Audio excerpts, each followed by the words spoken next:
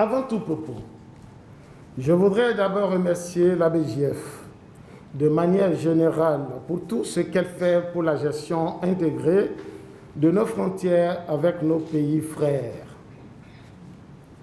Nul ne doute que la sécurité des nations demeure un enjeu capital pour la prospérité de la population. En effet, la délimitation des distances des bandes de haute sécurité frontalières et de sécurité frontalière ne peut être uniforme sur toute l'étendue du territoire, car les réalités frontalières ne sont pas les mêmes d'une commune à une autre. C'est ainsi qu'à grand propos, la distance qui nous sépare du Togo ne peut être logée dans l'enseigne nationale. Par conséquent, la validation des avant-projets de décret et arrêtés d'opérationnalisation du titre 5 bis nous donne aujourd'hui l'espace à exploiter et à pouvoir donner assurance à nos diverses populations. Mesdames et messieurs, nous vous souhaitons la bienvenue et également souhaitons bon atelier, un bon déroulement des travaux pour chacun et à tous. Cet atelier regroupe 15 communes frontalières et permettra de finaliser la phase inclusive de validation avant un compte rendu au gouvernement.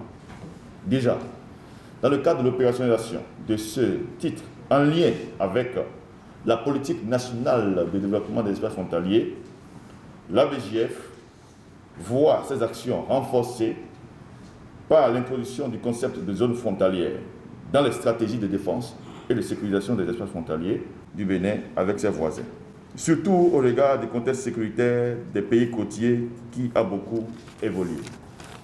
L'application du titre 5 bis suivra une démarche plus cohérente et durable dans le cadre de la gestion du foncier en lien avec les réalités sécuritaires, les exigences constitutionnelles et le sentiment d'appartenance à la nation de chaque citoyen pour une gestion efficace de nos frontières internationales. L'atelier qui nous réunit ce jour est le fruit de la bonne collaboration entre l'Agence béninoise de gestion intégrée des frontières et l'Agence nationale des domaines et du foncier et d'autres structures et ministères sectoriels concernés. Il s'agit du second atelier de validation organisé pour le compte de la zone sud, regroupement les principaux acteurs des communes frontalières des départements du Jou, du Koufo, du Mono, de Lomé, du Plateau, après celui qui a réuni à Parakou les mêmes acteurs des communes de la Tapora, de la Donga, de la Libori, du Bogou et des Kolini. Honorables invités, l'objectif du présent atelier est de retenir de façon définitive et ce de manière consensuelle les bandes de haute sécurité frontalière et les bandes de sécurité frontalière.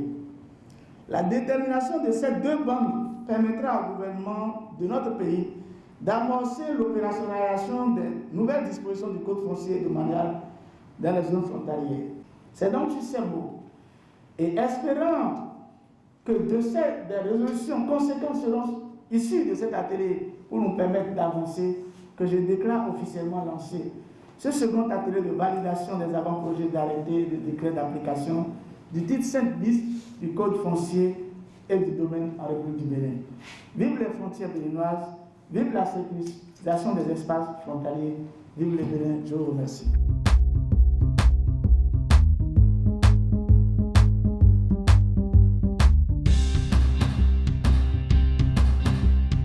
Cet atelier nous a permis de bien cerner les problèmes de frontières et de faire des propositions conséquentes pour gérer les problèmes de sécurité et d'autres qui se passent sur nos zones frontalières. Nous avons fait des propositions de réduction de superficie, de dimension. Il est prévu par exemple pour la commune de Sémé et à 500 mètres et 100 mètres de bande de zone rouge. Mais nous avons décidé de mettre ça à 200 mètres de 500 et de 100 mètres qui est de 100. Nous avons vu à 300 mètres.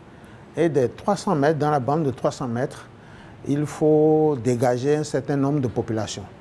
Par rapport à ces mains, la densité des activités économiques se concentre sur nos frontières, à savoir la zone de Craquet et la zone de Oodé. Nos populations n'apprécient pas mieux les problèmes de frontières que nous avons.